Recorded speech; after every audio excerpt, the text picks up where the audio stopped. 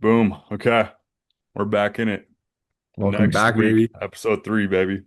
Let's go. Um, so me and Rose we're thinking about talking about this today. We wanted to speak a little bit more about the beginning of your startup journey, but more so about it being okay to actually be in school. Because I feel like a lot of these people, like maybe Alex Hormozy or Gary V or whatever you want to say, that Yeah. always talk about not going to college and that you can make things while you're not in college. And while that is true, I feel like it's important to talk about you could still do it while you're in college. And it may even be even more of an advantage to do it while you're in college. So we're going to talk about that today. Rose? Yeah, no, we're excited. I wanted to clarify that too because at our last podcast, I had mentioned a little bit about like having that pressure going to college or not. But I think today we're going to clarify really our thoughts on it, why there actually is this unfair advantage that college students do have if they are starting their own business. So, yeah, we're super excited for you all to join us today. But Brad, how you feeling? How are things going for you? They're good, man. I go to Austin on Thursday for 5 or 6 days, just checking out the apartments out there, going with the whole family. So we're gonna see Yeah. what's going on out there. Carson came by last night. Give me this hat right here. It's the Dude, birthday that's gift. so sick. So Bro, I know. okay, so for those who don't know, Brad Go is a Hawks. diehard Seahawks fan. And they got that Super Bowl win a few weeks ago, so Yes, sir. bro is on cloud nine. Yeah, we're good. We're good. We're feeling real good. So yeah, I was stoked to get this. He gave me this last night. That's So I'm so gonna tough, dude. I'm The gonna keep this passing on right. the This side is so cool. The Super Yeah, I Bowl. love this thing. And the That's stars so on the tough. back. I don't worry, I'm not that weirdo that keeps all the stickers on it, so I had to take all those Yeah, out yeah. ASAP. But No, what I about you, feel like man? that What's was going on? no, I'm good, bro. I'm good. Just chilling. Yeah, down in Arizona for a friend's wedding, so just kind of hanging out. I had a interview for first pitch, as you know, a couple days ago. So Right. really excited for our audience here to see some of those videos that come out over the next few weeks. We just have a lot of really cool pitch interviews that we've been Yeah. doing, and some like absolute studs of people that have actually been, pitching their businesses to us and putting it on social media. So really excited to highlight each of them. And in fact, one of them a couple days ago, his name is Will Tyson. You guys will see him on here soon, but he's a high school student. So he's actually 18 and he's starting his own like resale company, retail outdoor gear. And it's really, really sweet. But what's cool is he's actually using that to help pay for his college tuition. So he's going to start college here this upcoming fall, 2026. So, which kind of will lead into what we're talking about today and why that actually will be an advantage for him, right? For being able to use that to leverage himself into college and how college will help him and his startup. So, yeah, really, really cool story. We're just excited to talk about it today. So, Brad, I'll kick it off to you just to get started with the podcast and kind of why college, why should business owners call like, students use college to their advantage, right? Why should that be a good thing? And how have you seen that benefit yourself as you've gone forward? I feel like a huge aspect of it would be the networking. The networking, honestly, I know it's a little tricky when it comes to this because obviously there's two types of students. The one where they're having to work multiple jobs and do their whole thing on their own. And then you have the student where the parents basically pay for everything. Hmm. And I feel like either way, if you're able to get in a club, one, like the entrepreneurship club, fintech, startup, whatever, you'll be able to expose yourself to a lot of people who are thinking the very exact or the same exact way. And I feel like that in itself has a lot of motivation behind it because it gives you almost a backbone of discipline to get more done. Like you see someone in a area that you want to get to, which makes you want to work that much harder to get to that point. Also, they're more likely to help you because they were once in your position, so they're probably going to want to help you that much more. It's almost more of like a tight-knit group that you could join in on because you only have 4 years at this, or you might be a fifth or like sixth year, but the norm is 4 years, but I digress. You should use that to your advantage when you have the time to do so. You should be in those, asking those questions, getting that help, doing whatever you can within that group to get your startup or whatever you're working on that much farther. Because I feel like a lot of people don't take as much advantage of that as they should because they're Mhm. so focused on like academia or partying or going into a fraternity. And while all that is good, I feel like people need to focus a little bit more on startups. So I don't know if universities do that quite well. So it's more so you have to take initiative to do that. Mhm. But that was one thing that I did pretty well in Lassonde. I was always in there asking questions, doing that thing. Another one was if you if you're in a dorm and you took out a loan and you're not having to work a job, that's another advantage. Mhm. Not being home, not dropping out of school, having to get into a job that you hate right away, working 40 to 50 hours. If you have that time in your dorm room, you should be utilizing that time and that management to actually get ahead with whatever task you may need to do anyways. So you have that on top of any clubs that you may want to do. On top of that, you have the classroom experience. So, and I had something in entrepreneurship. It was my last semester. It was called Foundry. That's what the class was called. So you had to take whatever project or startup you were working on and set it to a specific goal or do whatever you could with that goal. So mine was to, I believe, hit 5 or 6K with this mushroom coffee brand that I was making. It was just something I made up. So the brand was called Cogmunition, and I ended up getting a reseller for it. Um, and I brought in a ton of coffee. Ended up getting like 6K within like 3 or 4 months Yeah. of that. And that's when I kind of knew that, when I set my mind to something, Mhm. I'm able to do it. But entrepreneurs, it's a little bit different because obviously I had a professor in that situation, but that was a really cool experience because that let me know like this is very possible. Like five that it was in my hands. That was the Yeah. most unreal part. Like I saw the dashboard 6K right there, which was like super unreal to see Yeah. entrepreneurs. So I knew there was something there. But and yeah, like I was just telling you the other day, by the way. I know Yeah. I'm yapping, but No, no, uh you're good. there was what's her name? I can't think of it. Uh I can't think of her company, but she was in my cohort. She uh she Oh, yes. Yeah, yeah. she ended up it was a semester before, but her shampoo company that she was working on. So her thing was she had a personality associated for each shampoo, whether that was the girly Mhm. girl, the sports girl, tomboy girl, whatever. That's cool. Yeah, yeah. She ended up being seen online through her marketing by some marketing director for Target. And she got invited to this women's business event where they Uh-huh. were able to pitch. And the marketing director for Target liked her so much that they gave her a deal to put her products in Target in like I don't know if No it's way. Targets around the US, but Yeah. they're I see them all the time in the Targets in Salt Lake, which is That's so freaking cool. awesome. So That's surreal that she was like in your cohort, in your class, and now her products are at the yes, Target you're I shopping don't at. know it Yeah, that's so that cool. that also gave me so much confidence to know like this you could do this. I Yeah. feel like again, like we were talking about last week, the imposter syndrome. People see like the feats as so big where they're Hmm. like, I'm never gonna be able to get there. But people forget like it takes those small steps to get there. It's not like one big jump and you just made it one day, you know? Yeah. So No, I think that's awesome, Brad. I love that your point. So kind of to recap what you said. So three advantages just off the bat. One, the networking at your college, taking opportunities to join clubs, be a part of the entrepreneurship, the like-minded people there at your school. yeah. Two, utilizing time in your dorm in your space, making the most of that. And then three was leveraging your coursework to actually propel your startup forward, right? Hmm. So great three tools off the bat. I actually really liked that.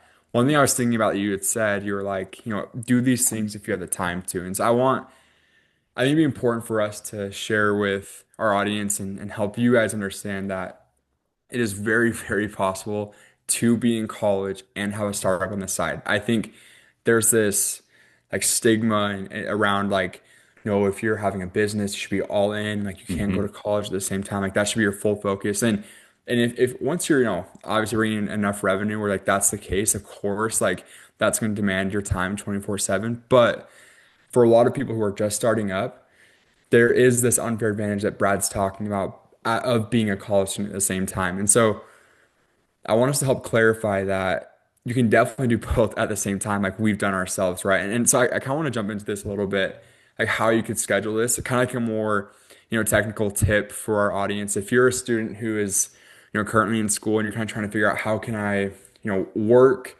do a startup on the side, and go to school at the same time, like how can I leverage these three things? So the first thing I would say is what Brad had said is like cut out distractions, right? Like that's the first and foremost thing. College is a great time to have fun, and I very well encourage you guys to do so. But you should also balance it, right? Like it's work hard, play hard.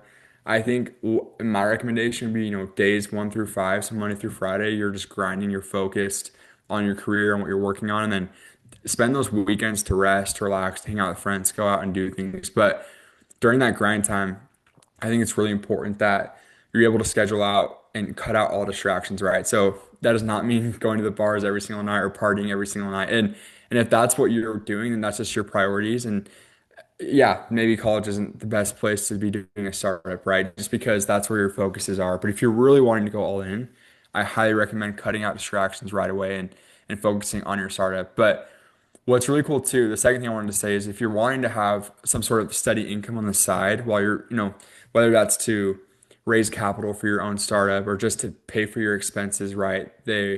What's really cool is a lot of colleges and universities, they actually offer really, really flexible part-time student jobs. And that's what I did at the University of Utah for a while, was working with their research and it was pretty good pay for a student. And they were so flexible around my school schedule. So I would just schedule random hours and they just didn't really care because they knew my school schedule was pretty complicated. So they were super open to that. That's one thing I would take advantage of to save some more time, right? So schedule out your part-time job with your classes and then also put in blocks of time each day to focus on your startup as well, right? So if you're able to do all three of those, you're really maximizing the time you're able to do. And so Brad, I actually wanted to ask you a little bit too, because you're graduated now, but you've been working on a lot of different projects throughout your college career. You've scaled social media accounts, you did your coffee brand, your clothing brand as well. You've done a lot of different things. And so for you, how are you able to spend time on those, but also focus on school and your job on the side? Um, so that was a big thing that I had to figure out. A lot of trial and error, I'd say. It was until I discovered something called a Gantt chart. And I know I talked about this last time, Uh-huh. but scheduling this out hour by hour for each day really helped me. But I recently just came across something new, I want to say a month ago, that helped me kind of organize my mind and my thoughts in the Mhm. morning. So this is something that I learned from Junya on Instagram. The If you guys goat. know him, if you know, you know. Go. Yeah. So he in the morning, it's kind of weird, but it works, and I think it's awesome. So he gets up in the morning, he instantly opens ChatGPT. Just starts talking about it like it's a normal person. Just talks about his thoughts for the day, any tasks that he wants to do, anything that he needs to like get done for that day or that week. And after he's done speaking to it, he'll say, "Okay, give me my main objectives of what I'm trying to do, cut out the fluff, and give me 3 or 4 actionable tasks that I could work on today or for this week." After that, he'll look back into his weekly Gantt chart for what he's going to do. So for that week, he'll list each day with a title, whether that's posting day, editing day, work day, whatever. so he could spread out these tasks so they're not like all, I guess, mixed up, so you're not like feeling like you're rushed during the week. So he'll take that, put that in the chat GPT as well, and say, okay, with these titles for these days, I want you to take the objectives and tasks that I have for today or this week and add them to this week. So Mm, once he has a clear-cut picture on the Gantt chart, he'll actually write it down onto like a physical notebook for his tasks. And it's actually backed by science. I know Andrew Huberman was talking about this. But it's like 20 to or 40%.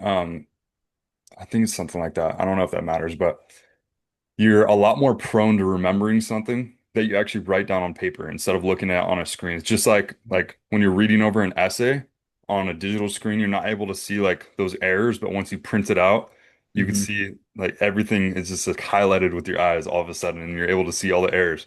It's just like that, but for your task list. And once you write it down, it's a lot easier to see your day by day. And that's what I've been doing. It's currently been working for me.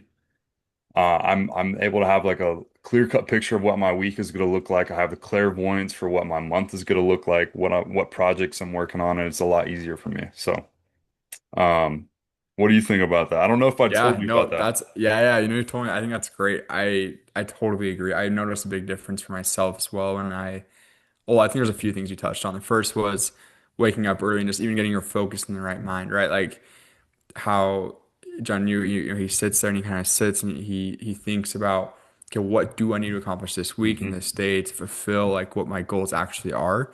And that's a very underrated task that people often don't do because it's so easy to like lay out weekly goals and then you wake up and you just like don't even think about them, you know? Yeah. And so it's how can I constantly remind myself what are my goals for this week? How can I maximize my input? How can I make the most of this week, right? And then the second thing you had said is then he writes it down physically, you know, and there's a difference there than just writing it down digitally. And that's actually something I hope to improve on. I could do a little bit better about. I've been trying to transition more into there's great things about technology, and Brad and I use tech like none other, but there's also something special to writing things down on paper, Hmm. sharing your thoughts, expressing them that really sticks in your mind. And so being able to, again, leverage both, balance both to make the most of your input is really going to get you a head start. And so for any of the college students who are setting their schedules, their semesterly goals, or school goals, think about what are my goals this week that'll also maximize my input for my startup that I can make the most of, right? And Hmm. ask yourself that each morning, like, hey, what school tasks do I need to get done today? And then what startup tasks do I need to get done today as well? And then how and then where in my day can I fit both those things in? Where can I like what do I need to get done first, right? And so honestly, I'd even recommend just getting the school things done as soon as possible, get them out of the way. That way you can focus the rest of your day on your startup and your side business, right? And so I think that's ultimately what I would recommend. And I think that's helped me a lot this semester as we've started doing a lot more with first pitch. I thought about, okay, school is important. I want to graduate. I want to have a good degree, have a solid GPA. And so how can I maximize like, you know, my time in school, get it done, just like make the most of it, and then spend the rest of my thoughts and time on first pitch and working with our you know, startups. And so Hmm. that's kind of what's helped me a lot this semester. So yeah, I'd love to kind of jump into with that, Brad, like Can I those just add advanced. something to that real Yeah, quick? yeah, yeah. Go ahead, go ahead. I just wanted to say, because a lot of people are like scared to spend the money and like whatever. Mm, ChatGPT, there's a free version of it where you have a limit obviously, but you only need to prompt it like once or twice and get your thoughts out for it. It's free, right? mhm. You have no excuse. And like a notebook, go to Target, it's like $3 or $4. Yeah, It's nothing. So you really have no excuse. All you need is like chat and a notebook. That's all you need to do. It's not that much money. Honestly, if you need to start simple, go get those two things and you're good to go. 100%. And actually, this leads in super well to what I was going to say next was jumping into the bulk of this, like the actual advantages that college student startups, you know, starters, and entrepreneurs and founders have that others don't. The first one actually, which I wasn't really thinking about before, but is actually very important, is your access to free resources. I think Hmm. this is such an underrated advantage that we don't talk about enough as students is that, like what Brad had just mentioned, right? ChatGPT already itself is free and it's free to use, but even if you want to use the pro versions, universities often offer like if you put in like your university ID, they often offer a student discount or even it free for students, like my school does. So one, look into the free resources you have as a student, as a founder, right? Like again, like where can I maximize like, my expense, like minimize my expenses. And so that way I can utilize the resources I'm given. A lot of campuses offer, food discounts and discounts to software like Adobe or, just different resources that you could really, really, really use that others like entrepreneurs would die to have, And so making those small investments, even the ones that are cheap and still cost money, like Brad had said, make those small investments now, because in 2, 3, 4 years, you could be making so much money that Mhm. it's just nothing anymore, And so put yourself ahead now with the resources you have access to, and then make the most of that, and then eventually it's going to pay off in the end. Yeah, no, I completely agree. Um, I think I want to get into a little bit of a transition there. Yeah, Um, yeah. so I do get how a lot of these startups, that's the thing that they're kind of scared because they don't have a lot of the connections or the capital Mm, or I guess the experience. They just feel they undervalue their skill set, or they don't feel like they have a skill set, but they do, but they just haven't found it yet. And I think a lot of students are kind of conditioned to believe that they have to wait until they graduate, get a job, and build some credibility first. And I feel like that is completely backwards in a way. And actually, the founder that has nothing to lose is the most mm, dangerous founder in the room. mm, So I kind of wanted to get into that and talk about that a little bit. So why do you think there's a pressure about a salary or a reputation? Why does that slow down founders, do you think? I I feel like founders maybe get into like how founders should use being broke as an advantage and yeah. not a weakness that a lot of them think about.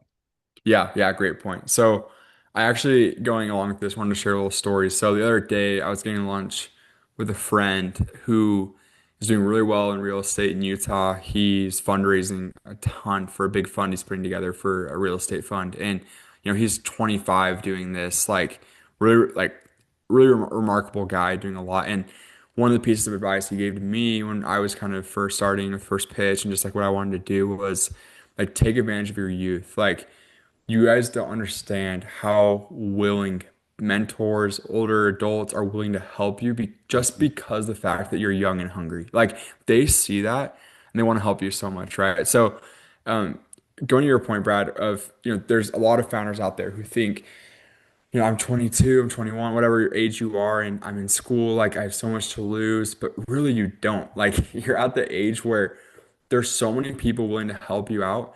I think if you even just went out there and started selling a product and you failed, the fact that you actually did it would impress so many of these other people that they're actually going to want to help you even more because they see the ambition you have, they see your hunger for it, right? So I think, like Brad had said, the founders like you who are broke, who have really nothing to lose, are the most dangerous because you have the most like opportunity to just go out and yeah, and make the most of what you can do, right? So I don't want any of you to feel like afraid of, oh, I'm too far gone. Like I'm my third year in school. If I mess the startup up, I'm screwed forever. Like guys, like you guys are like in your early 20s. You Mhm. have 50, 60 years like to do whatever you want, like to build any business you want. Like again, like one of the biggest regrets we hear from people who are 60, 70, are finishing out and being retired is they regret not going in on a business when they were your age, right? So you guys really have nothing to lose. People are willing to help you out. Like this is the age to go out and just make the most of it, right? I agree. I agree. Yeah, nothing to lose, no corporate calendar, nothing. Actually, it's the most funded and most experienced founder in the room that actually has the most who's the most afraid of failing. And the student founder has nothing to fear because he has nothing, he has no foundation yet. He's Yeah, the only way is exactly. up. The only way is up. Exactly. And that's I think an edge that a lot of people don't realize. And it's kind of hard to see, obviously, when you're looking up and you see this huge founder. Um, but I actually want to wait real quick before we keep going. I wanted to share one of the quotes we had. okay, We were interviewing Nathaniel Fargo a couple weeks ago, who he started Aloe Health. It's this really cool like health yeah. device brand company. So check out those reels when we post them. But one of the things he had said, one of the pieces of advice he gave was you're actually taking more risk on yourself now by not going in on it than the risk you'd be taking in a business. So like, Mhm. risk is such a big word and scary word, and people often say, no, there's too much risk of being an entrepreneur this young, like not getting a stable job. But he argues you're taking more risk on your future by not going all in now, Mhm. which I thought was fire. I thought was a great point. And he really, really gets that. And that's why, he's this bright engineering student. Like he could easily go to some firm or work in data science and like have a solid stable job. But he sees that as risky because he sees the potential he has in himself. And so he's like, no, I actually want to go in on this business I'm starting now and make the most of it. And ultimately, the risk I take right now is going to set me up for the rest of my life. Right. I agree. I completely agree. Um, that it's kind of funny that we're talking about this today because so I'm reading this book called The Creative Act, Hmm. A Way of Being, and just it helps you bring out any creative aspects of your mind or roadblocks that are holding you back.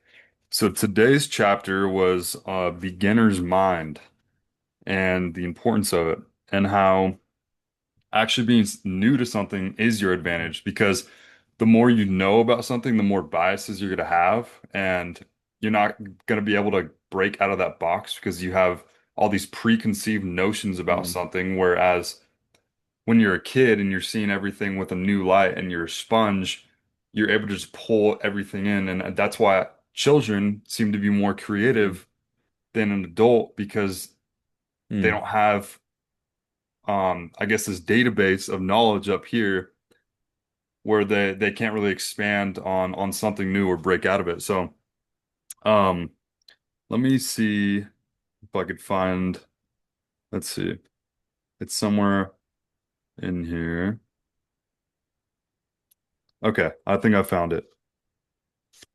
Beginner's mind is starting from a pure childlike place of not knowing, living in the moment with few fixed beliefs as possible, seeing things for what they are as presented, tuning into what enlivens us in the moment instead of what we think will work, and making our decisions accordingly. Any preconceived ideas and accepted conventions limit what's possible.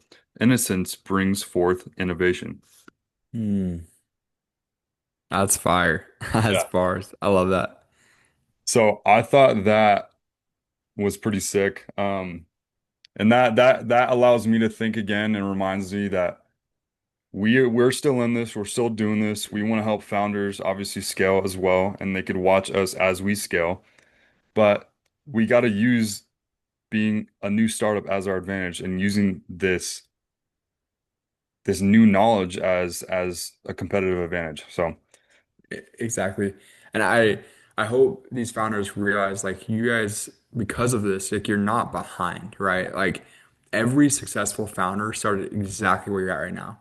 And that's why Brad's advice is so powerful because the greatest entrepreneurs, founders of all time, they all started with a vision in their mind, right? And they didn't have any of these roadblocks like you spoke about, Brad. Like they didn't have any of these preconceived limitations on what their vision was, their dream was for their startup. They just had an idea and they're like, I will do whatever it takes to achieve that, right? mhm, And sure, anybody at any age can do that. But if you are watching and you're younger and like you're in your early years, if you're in college, like we've been talking about today, you guys have the greatest advantage more than anybody else because use that creativity. Go out and just start your dream, start your mhm, project, start your startup, whatever it is. Go out and chase that vision. Use your creativity now because you are in the best position you could possibly be in. You're at the beginning. And the beginning is the best spot to, like to be in. Honestly, it is. It's where all the creativity flows.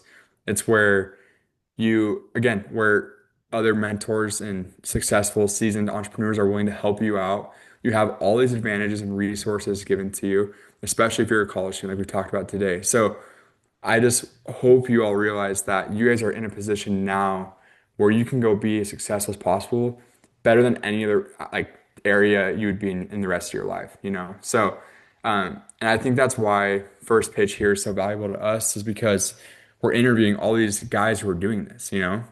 I think one thing that's like really surprised me and it's been the coolest part of First Pitch so far is seeing all these really awesome student entrepreneurs who Hmm. are 18, 19, 20 years old and they get it. Like they're creative. They have a vision, they have a dream. They're not afraid to go out and just do this. They utilize their resources. They make the most of it. They just see that doing this now will pay off dividends for the rest of their lives that a stable job may not offer them, right? And so I hope you all realize like this is the time to do it. First pitch, we're here to like set that platform, set that stage for entrepreneurs to pitch to the world.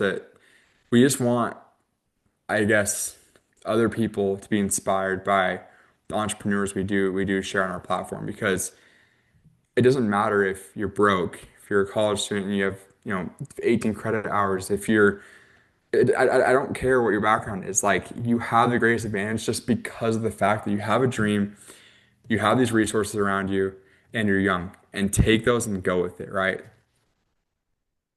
Yeah, yeah, I totally agree. Just build, just figure it out while you build. You don't have to have it all figured out as you go or like this whole plan.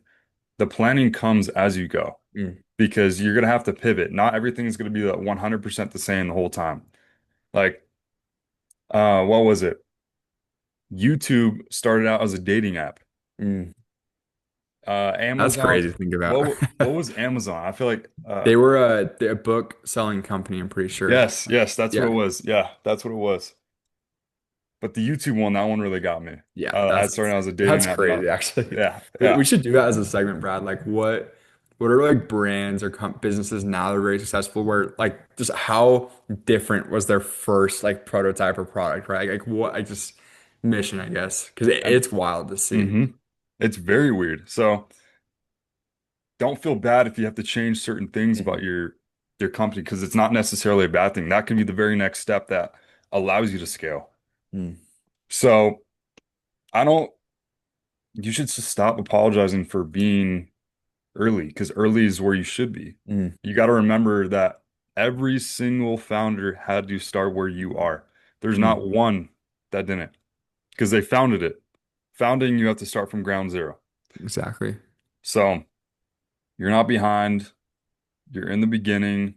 Remember that. And failure as a student practically costs nothing. Yeah. And that freedom disappears fast once you graduate. So Mm, that is your competitive advantage. So your disadvantage is actually your edge from that aspect. So definitely take advantage of that disadvantage. 100%. I couldn't agree more.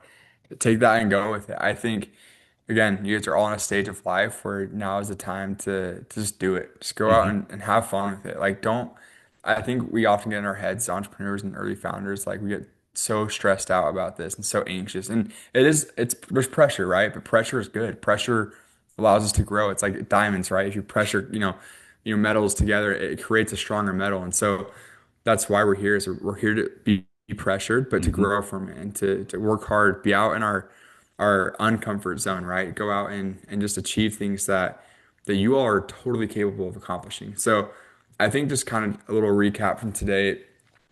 One, if you're a college student entrepreneur, just remember that you have access to free resources that other entrepreneurs would die for. You have coursework that you can leverage into your business that you can use to actually help your startup, right?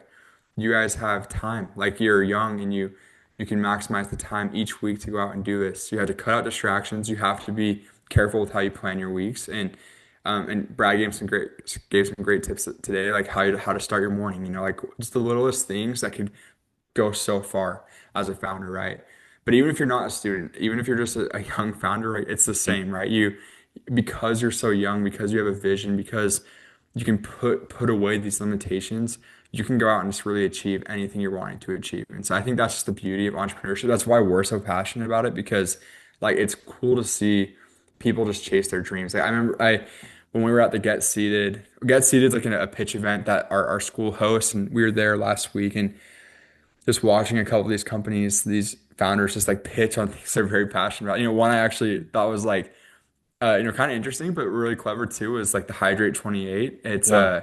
basically like this like powdered like supplement that like helps women in different like period cycles, right? Like menstrual cycles. And so like very just interesting idea, but they were so passionate about it and it just like made us happy to see like an idea that like I would never even think about or Oh, consider, but like see someone so passionate about that, right? And so I think that's what you guys are gonna love about First Pitch too, is we post more on our Instagram and TikTok and YouTube. You'll mhm. see as we highlight and spotlight these entrepreneurs, like some of the things they're just like trying to achieve are so cool and unique that it's like, how can you not want to root for these guys? Like, and so I think you guys don't realize like how many people are actually cheering you on and like want you all to succeed. Yeah, yeah, I agree.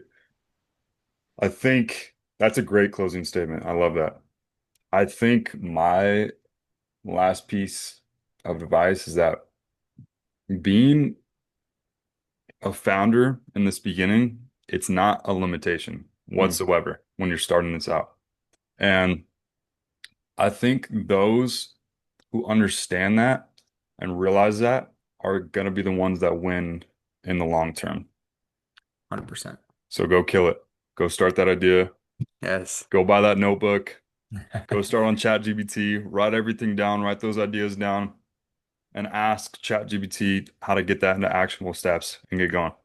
Yes, sir. Hey, and come check out our Instagram, come check out our YouTube, see what we offer as First Pitch, right? Like we're here to help you guys succeed, to help give you guys a platform to pitch to our audience, to give you guys workshops and courses, newsletters, posts where you can really learn from and grow, right? And so we're just excited to like continue to share this information with you guys and help you guys succeed. And like Brad said, go chase it. Go chase your dream, go all in and you guys will make the most of it. So Yes, sir. awesome. Episode 3. Appreciate it. Yes, sir.